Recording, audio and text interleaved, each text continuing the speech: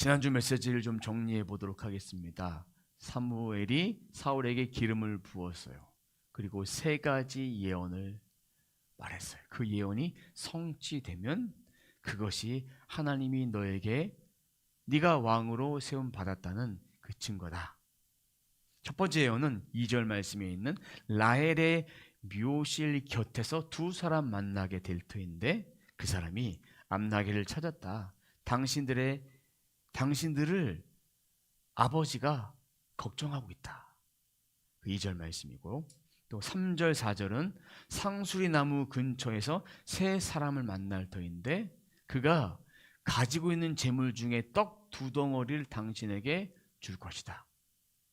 세 번째는 5절과 6절에 하나님의 산에 이르면 선지자 무리를 만날 터인데 그때 당신도 예언을 하게 될 것이다. 이것이 세 가지 예언과 기름 부음을 받은 것에 대한 성취의 말씀으로, 확증으로 지난주에 말씀을 드렸습니다. 오늘은 그 말씀의 연장선상에서 이 세 가지 예언 중에 마지막 예언만 성취가 됩니다. 분명히 세 가지 예언이 성취된 것을 보면 그것이 당신을 왕으로 세워준 증거라고 분명히 사무엘은 말했는데 세 가지 중 한 가지 예언만 성취가 됩니다. 다른 두 가지는 성경에 나오지는 않습니다. 사울의 삼촌이 어디 갔었냐? 이 질문도 합니다. 그 질문을 하는데 그 질문이 나온 다음에 찾았습니다. 찾게 되고 이런 얘기도 나옵니다. 하지만 오늘 본문 아까 예언에는 사울의 삼촌이라는 이야기가 나오지 않았습니다. 묘실 곁에 두 사람을 만나게 된다고 했었죠. 다릅니다.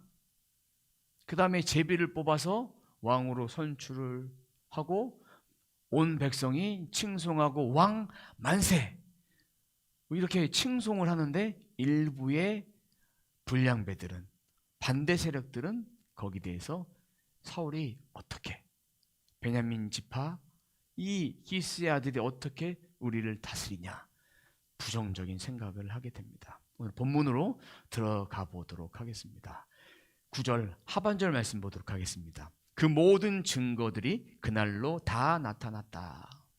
개정개혁 성경에 보면 응하니라, 다 나타났다, 응하니라 같은 뜻인데 이건 능동태 3인칭 복수형.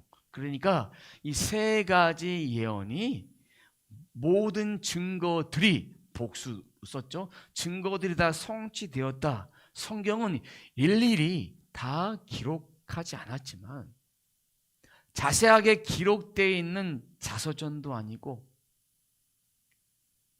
스토리텔링으로 기록을 해야만 되는 그런 성경도 아니고 역사책도 아니고 낱낱이 기록되지 않았어요. 근데 오늘 말씀에 보면 이것을 원문으로 보면 세 가지 징조가 다 나타났다라고 번역을 하고 있습니다. 9절 하반절 말씀을 통해서. 그러니까 두 가지는 생략이 됐어요. 첫 번째 예언했던 것은 사무엘이 예언해서 두 사람을 만나게 됐고 똑같이 이루어지지 않았지만 삼촌이 어디 갔었냐고 그 안부만 물었는데 사울이 암나기 찾으러 갔었다고, 그리고 사무엘이 이미 찾았다는 그런 얘기를 하게 됩니다. 자, 그러면 이 세 번째 예언 한번 풀어보도록 하겠습니다. 10절 말씀 함께 읽어보도록 하겠습니다. 사울이 종과 함께 산에 이르자 예언자의 무리가 그를 맞아 주었다. 그때에 하나님의 영이 그에게 세차게 내리니 사울이 그들과 함께 춤추며 소리를 지르면서 예언을 하였다. 이 예언은 하나님의 영이 그 사람에게 임할 때 하나님께서 다른 사람에게 전해야 될 메시지, 선지자로서 하나님이 메시지를 전해서 그 메시지를 순종할 수 있도록 그대로 받아서 그대로 전할 때 그것을 예언이라고 합니다. 사울을 선지자로 세워 주셨기 때문에 예언을 한 것이 아니라 증표입니다. 왕으로 네가 선택함을 받았다. 기름 부음 받았다. 앞으로 왕으로 세워질 것이라는 증거가 됩니다. 근데 사울을 먼저 기름 부었어요. 이 기름 부음의 뜻은 뭐라고 했습니까? 구약의 의미로는 메시아다. 신약의 이름으로는 그리스도다. 구원할 자다라는 그런 의미를 가지고 있었습니다. 증거가 되기 위해서 기름을 부었어요. 그럼 기름 부음 받은 자는 하나님과 약속, 언약을 맺었어요. 명령에 순종해야 되는데 하나님과의 언약을 깨는 방법은 말씀에 순종하지 않을 때 깨집니다. 근데 영원한 기름 부음 받은 자 예수 그리스도는, 메시아는 하나님 앞에 하나님과 예수님과 성령이 삼위의 하나님은 그 언약을 깰 수 있는 그런 분이 아닙니다. 그러니까 사울에게 주어진 그 예언의 은사는 증거다. 선지자 무리와 있으면서 그 예언을 하게 됐다. 그러면 사울이 성령 충만해서 예언을 한 것이 아니란 것이죠. 임재와 기름 부으심이 있는 공동체 가운데 있을 때, 그러니까 오늘 본문의 말씀을 비유하자면 선지자 무리 가운데 있을 때, 이 임재가 이 안에 있을 때에 예언도, 치유도, 입신도, 방언도, 여러 가지 자연스럽게 은사가 풀어집니다. 근데 사울은 증거인데, 근데 만약에 이 임재가 가득한 공동체 가운데 있을 때에 예배를 드리는데 예배 깊은 임재로 나가고 기도가 잘 되고 마음의 평강을 누리고 은혜를 누립니다. 근데 이렇게 해서 하나님이 주신 은혜를 체험했어요. 근데 홀로 있었어요. 혼자. 내가 성령 충만하구나. 혼자 예배를 드렸어요. 홀로 사역을 하는데 은사가 안 풀어져요. 아무것도 나타나지 않아요. 방언이 그때 갑자기 터졌는데 안 돼요. 그게 뭘까? 어느 장소에 가면 임재가 나타나는 것이 있습니다. 어디서 예배할 때. 이 예배가 지속적으로 드려지고 기도가 지속적으로 쌓여지고 예배 가운데 충만하게 임하는 장소가 있는 반면 어디를 가면 예배가 집중이 안 돼. 산만해. 분주해. 왜 그럴까? 저희도 교회를 인천 서구에서 이전을 했어요. 그 장소도 처음에는 기도줄이 안 잡히고 예배줄이 좀 안 잡혔어요. 근데 이전하면서도 첫날 예배를 드리는데, 첫날 성도들이 모여서 이전 예배를 드리는데 막 분주함이 있더라고요.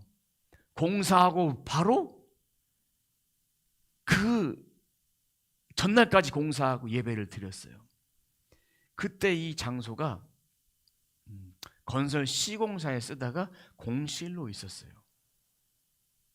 그러다 보니까 기도가 쌓이지 않고 예배가 쌓이지 않고, 성경에는 임재가 가득한 곳이 있고 기도가 쌓이고 예배가 쌓여야 된다라는 것을, 이런 영적인 그런 부분들에 대해서 디테일하게 말한 곳은 없지만 어디나 예배당에서 예배를 드릴 때, 건물로서 존재한 예배당이지만 그곳에 예배가 쌓이고 임재가 쌓이고 기도가 쌓여졌을 때 평강과 하나님 임재가 흐른다는 것은 우리가 다 영적으로 다 아는 사실들입니다. 그렇게 돼서 그것이 어느 시간이 지나니까 임재가 드러나고 어느 누가 와도 은혜를 받게 되고 기도가 잘 되고 이런 곳으로 됐습니다. 마찬가지로 이 곳에 임한 것, 선지자 무리에 임한 그 사실들, 그것이 오늘 본문에 나와 있는 사울에게 임했던 하나님의 영광이었고 증표로 보여주신 것입니다. 지금은 은사 메시지를 다루는 시간이 아니니까 이 정도까지만 하도록 하겠습니다. 공동체 임한, 그리고 은사가 임한 사람들에게 임했던 것. 사울은 은사가 임한 것도 아니고 본인이 성령 충만한 것도 아니고 그 곳에 임한 사람들과 함께 있을 때 임재의 증거로 네가 왕이다, 이것을 보여주는 표시다, 증거란 얘기입니다. 그래서 사울이 예언한 모습을 목격했어요. 11절 하반절에 보니까 사울이 예언자가 되었는가? 개정개혁성에 보면 사울도 예언자 중에 있는가? 라고 말씀이 있습니다. 사무엘과 같지 않았던 그 모습을 보면서 예언자가 되었다라고 말하는 것이 아니라 빈정거리는 거예요. 무슨 얘기냐면 네가 그리스도인 됐어? 네가 예수를 믿어? 불가능한 일이, 어저께는 개차반까지 살고 신실하지 못했던 사람이 갑자기 바뀌니까 이건 도저히 일어날 수 없는 일이야 라고 말하는 빈정거리는 말투. 도대체 너 뭐냐? 이런 거예요. 11절 상반절을 보겠습니다. 이전부터 그를 알던 모든 사람들, 사울의 고향 사람들입니다. 그러니까 이것을 보면 개정개혁 성경이나 세번역 성경이나 다른 성경에서는 번역을 하고 있지 않지만 스토리텔링 성경, 성서원에 나온 성경을 풀어 쓴 스토리텔링 성경에는 사울이 살던 기브온 지역으로 가는 그 산당 지역에서 이런 일이 일어났다고 합니다. 산당으로 가는 그 길목에, 오늘 본문에도 예언하고 난 다음에 산당으로 갔다고 되어 있습니다. 그래서 이 사울이 함께 생활했던 가족 중심, 지파 중심, 성읍 중심의 그 사회에서 그곳에 갔는데 그를 전부터 알던 사람이, 11절 상반절의 말씀이 그 말씀이에요.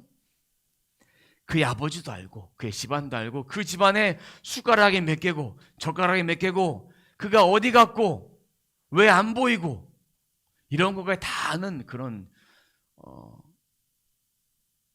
사회에서, 그런 공동체 가운데 있을 때 놀라움과 빈정거림을 하는 거예요. 이전부터 그를 알던 사람이 제정신이야? 좀 MSG를 친다면 미쳤어? 이런 거가 똑같은 거예요. 베냐민 지파 가운데 미천한 사람이 이 작은 지파가 어떻게 저런 행동을 할 수, 하나님의 임재가 가득 찬 것을, 그런 행동을 할 수 있는가? 또 하나는 가질 만큼 가졌고 부유한 사람이 어떻게 저렇게 미친 행동을 할 수 있을까?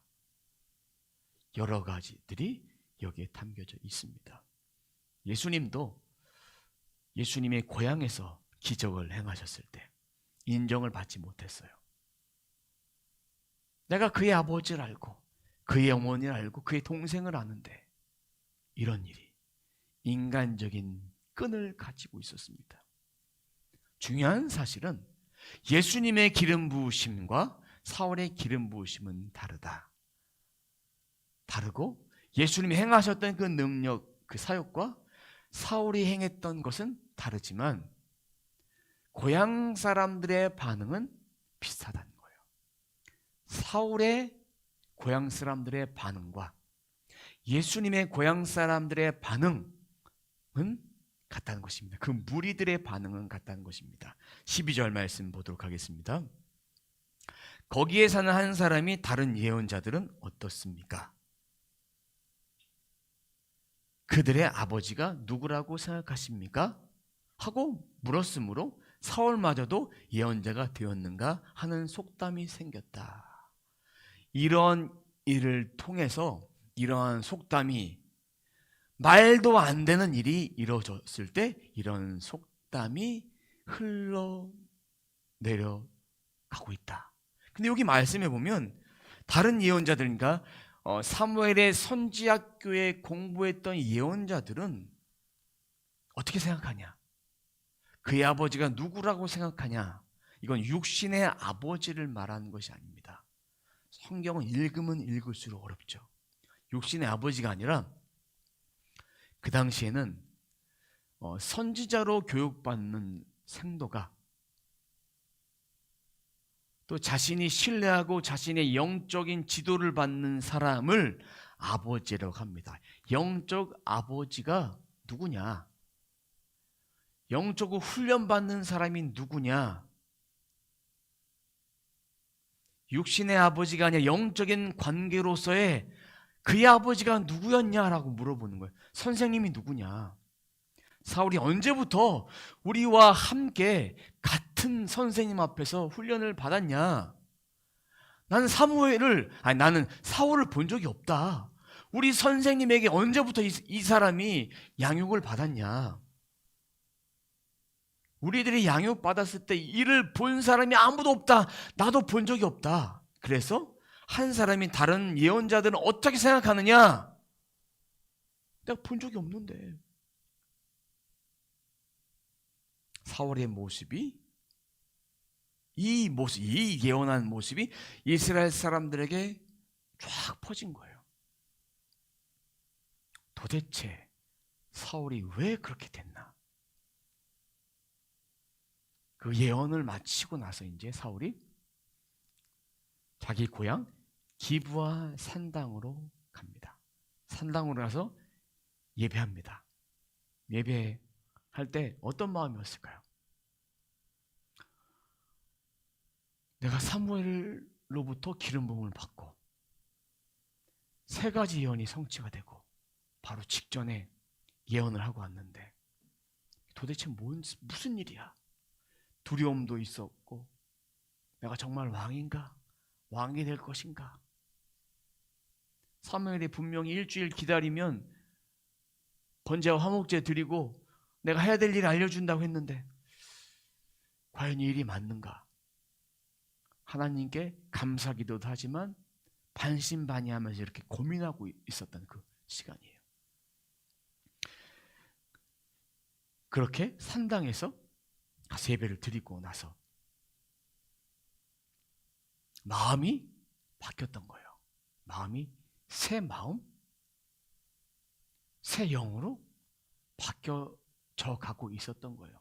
그러니까 9절 말씀 보면 사울이 사무엘을 떠나려고 몸을 돌이켰을 때에 하나님이 사울에게 새 마음을 주셨다. 그리고 사무엘이 말한 그 모든 증거들이 그날로부터 다 나타났다. 그때부터 새 마음이 갑자기 바뀐 것이 아니라 점점 바뀌어져 간 거예요. 사람이 바뀔 때는 한 방에 바뀌지 않고 이 말씀이 들어와도 이 말씀을 통해서 사람이 점점 바뀌어져 가는 거예요. 점점 성화되어져 가는 거예요. 떠났을 때부터 새 마음을 완벽히 주신 것이 아니라 그 말씀을 통해서 점점 바뀌어갔고 증조를 보고 나서 이것이 맞나 보다 했지만 반신반의했던 그 마음이 더 강했던 것입니다. 이 모든 일이 이루어진 것 가운데에 새 마음이 부어졌다는 그런 의미입니다. 그 산당에서 나와서 이제 사울의 삼촌을 만나게 됩니다. 삼촌이 어디 갔다 왔냐? 이 질문을 했는데 이제 사울은 암나기 찾으러 갔다 왔다. 못 찾아서 사무엘에 갔는데 이미 찾았다라는 얘기를 합니다. 그리고 나서 이제 자신이 기름 부음 받은 것에 대한 것은 얘기하잖아요. 근데 개정개혁성에 보면 나라의 일들은 말하지 않는다. 비밀로 붙인다. 왜? 사무엘과 사울이 그날 밤에 다락에 가서 방에서 둘이 밤새 이야기하다가 잠을 잤어요. 비밀스러운 일이기 때문에 내가 이 일을 말하면 안 되겠다. 그리고 번제 화목제를 드린 다음 내가 당신에게 해야 될 일을 알려주겠습니다. 기름 부음도 종을 먼저 보내고 부었어요. 내가 이 일을 지금 얘기할 타이밍이 아니구나. 뭔가 하나님 뜻이 있구나. 그때는 겸손함이라는 것이 있었습니다. 겸손함을 가지고 있었어요. 그때는 나이도 어리고. 이제 날이 바뀌고 이제 사무엘이 모든 사람을 미스바로 부릅니다. 미스바 생각나시죠? 블레셋이 쳐들어왔을 때, 하나님께 회개했을 때 블레셋 군대를 승리를 가져둔 그 장소입니다. 근데 미스바에서 사무엘이 뭐라고 말하냐면 18절 19절에 보면 너희들이 왕에 대해 요구한 것이 잘못됐다. 버린 행위다. 하나님은 버렸다. 그러나 하나님이 너희를 위해서 왕을 세워주시겠다. 그래도 너희들의 왕은 하나님이다. 그거 잊지 마라. 18절 19절 말씀 한번 읽어보고 넘어가도록 하겠습니다. 18절입니다. 나 주 이스라엘의 하나님이 말한다. 내가 이스라엘을 이집트에서 데리고 올라왔고 내가 너희를 이집트 사람의 손과 너희를 학대하던 모든 나라의 손에서 건져내었다. 19절. 그러나 오늘날 너희는 너희를 모든 환난과 고난 속에서 건져낸 너희 하나님을 버리고 너희에게 왕을 세워 달라고 나에게 요구하였다. 신정 통치를 거부하고 왕정 통치로, 왕정 체제로 가려고 하는 이스라엘 사람들의 불신의 모습이지만 하나님은 왕을 택해 주십니다. 어느 누구도 선택할 수 없는 영역에 생각할 수 없었던 그 사람들을 선택을 받습니다. 이제 12지파를 불러보죠. 근데 1000명씩 앞에 세워라. 1000명씩 데리고 나와라는 얘기입니다. 그러면 몇 명입니까? 최소 12,000명이 온 거예요. 미스바 지역으로 12,000명이 왔어요. 뽑아서 누가 뽑히느냐? 기스의 아들 사울이 뽑힙니다. 오늘 그 말씀 보면 사울이 뽑혀요.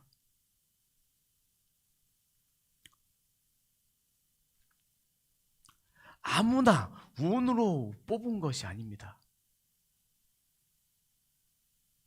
운으로 뽑힌 것이 아니에요. 하나님께서 이것을 하실 때 역사하시고 작정하시고 행하셔서 하나님이 선택하신다라는 그런 의미를 담고 그들도 그렇게 뽑는 거예요.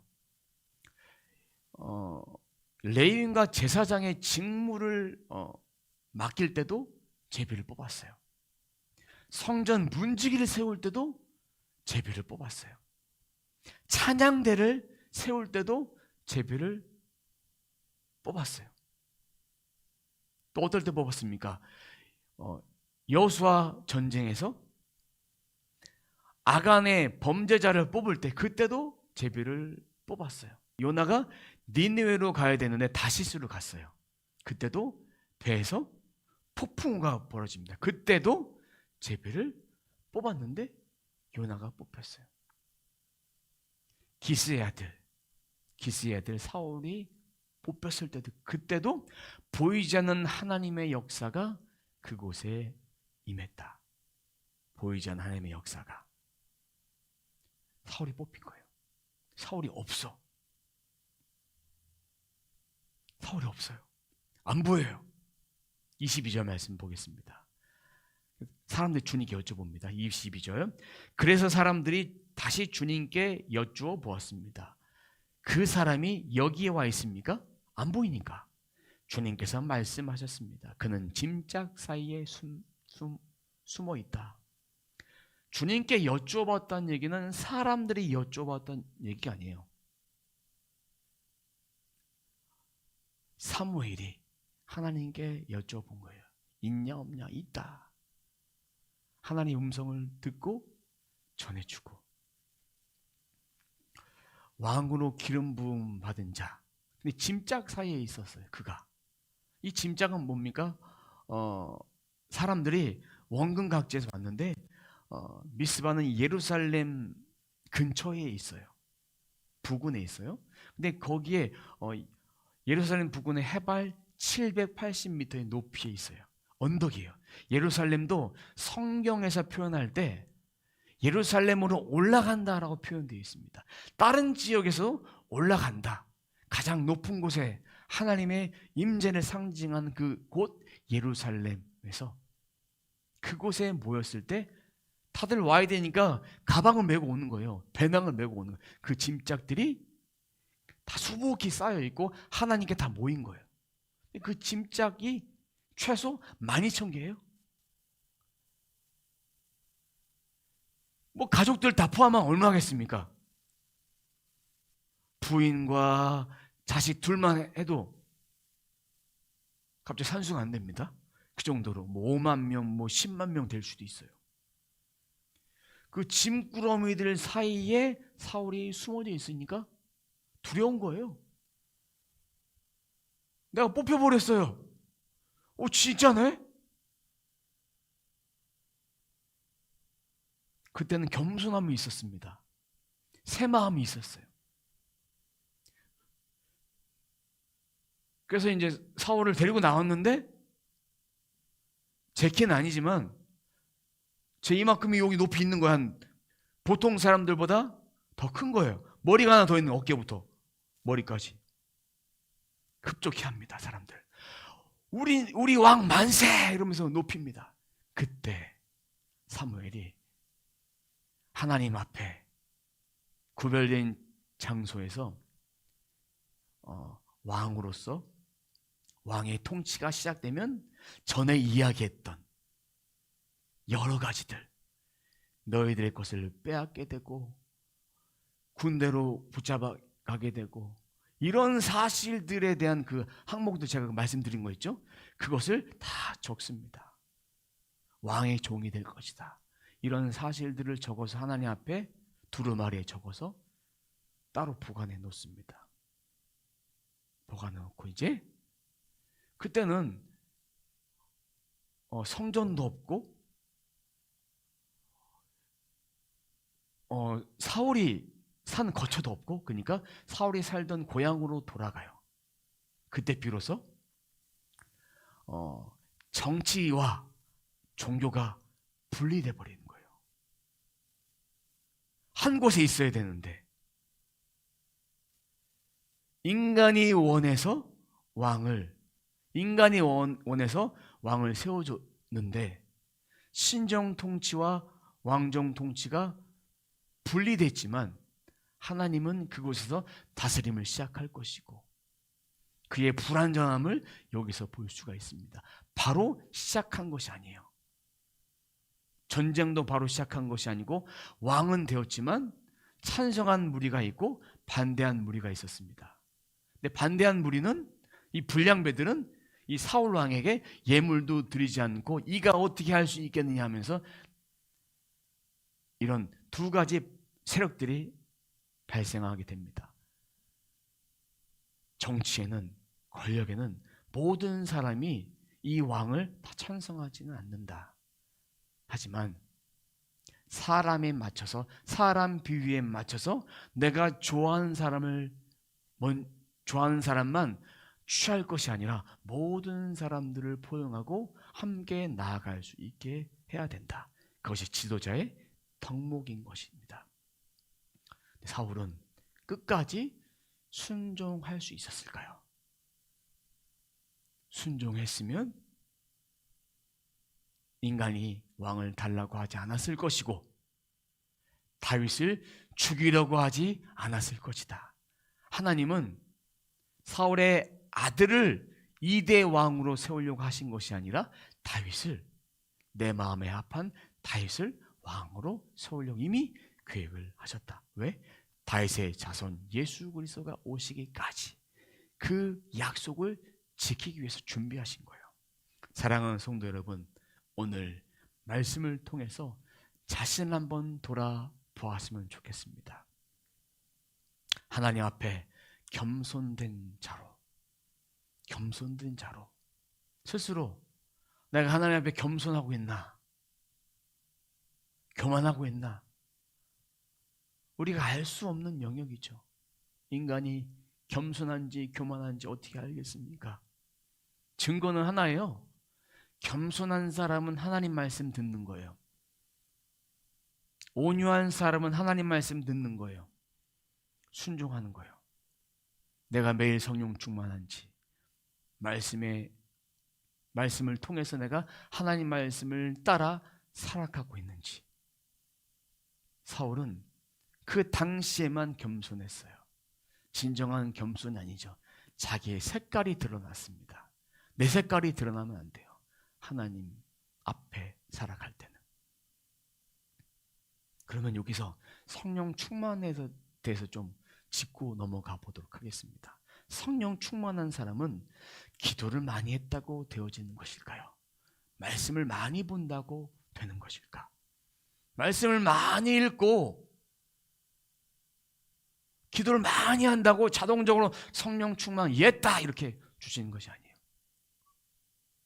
예수님 안에 거하고 하나님 말씀을 사모하고 말씀을 사모하다 보면 예수님과 동행하니까 기도도 하고 싶어지고 말씀도 사모하게 되니까 기도 시간도 자연히 늘어나게 되고 말씀을 읽는 시간도 자연히 늘어나게 되고 그러다 보면 하나님께서 주신 영감을 통해서 말씀을 깨닫게 되는 것이고 기도를 통해서 깊은 임재로 나아갈 수 있게 되는 것이다.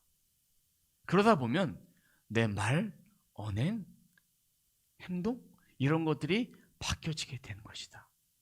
결국은 주님을 붙잡는 자가 주님 안에 있는 자가 참된 성령 충만한 자고 겸손한 자고 하나님 말씀을 들을 수 있는 자입니다. 인생의 주인은 인생의 왕은 하나님밖에 없습니다. 그 본질을 따라가면 참된 성령 충만을 할 수 있고 변하지 않는 새로운 삶을 살아갈 수 있게 됩니다. 바로 하나님께서 우리들에게 주고자 하는 이 메시지, 신실하게 하나님을 바라봐라. 우리가 구원받았을 때에 주신 변화된 영, 그 영으로 새로운 마음으로 새로운 영을 가지고 살아갈 때에 우리는 새 마음을 붙잡고 새 마음으로 리모델링 돼서 살아갈 수 있습니다. 그러니까 하나님께서 죽을 수밖에 없는 죄인을 변화시켜 주신 하나님이 디자인하신 영으로 살아갈 수 있는 방법은 구원받은 자가 진리의 말씀을 붙잡고 살아갈 때 그것이 하나님이 디자인하신 영으로 살아갈 수 있는 방법이다. 매일 말씀을 누릴 수 있는 비결은 말씀과 성령 외에는 없습니다. 매일 기도를 통해서 성령 충만을 누릴 수 있는 이유는 말씀과 기도인데 예수 그리스도밖에 없다는 거예요. 그분을 붙잡는 방법은 그밖에 없다는 거예요. 성령 충만을 누리고 싶다면 내가 기도를 몇 시간 해야지, 내 나름대로의 분량을 세워놓고 그렇게 하는 것이 아니라 하다 보면 늘어나는 거예요. 하다 보면, 사모하다 보면 늘어나는 거예요. 이것이 하나님이 주신, 하나님이 디자인하신 영의 삶을 살아가는 비밀이에요. 하다 보면 마음에 작정함을 주십니다. 오늘은 1시간 정도 하나님이 하라고 말씀하시네 하는 거예요.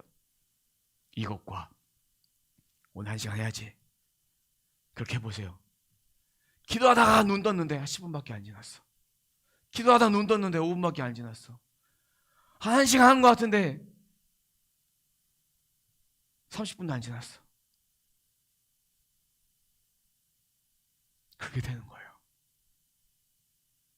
그리고 기도하고는 아무런 감흥도 없고 그냥 기도했네? 이것이 됩니다. 진정한 기도는 주님 안에 있을 때에 말씀도 보게 되고 기도도 보게 되고 삶이 바뀌니까 이것이 성령 충만이다.